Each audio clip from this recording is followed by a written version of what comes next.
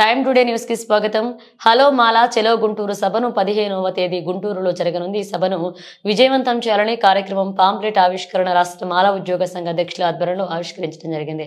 ఈ సందర్భంగా మాట్లాడుతూ అశోక్ బాబు ఎస్సీ రిజర్వేషన్ వర్గీకరణ క్రిమిలేయర్ వల్ల దళితుల మధ్య ఐక్యత దెబ్బతిని భవిష్యత్తులో రాజ్యాంగ హక్కుల దూరమయ్యే ప్రమాదం ఉందని అశోక్ బాబు తెలిపారు.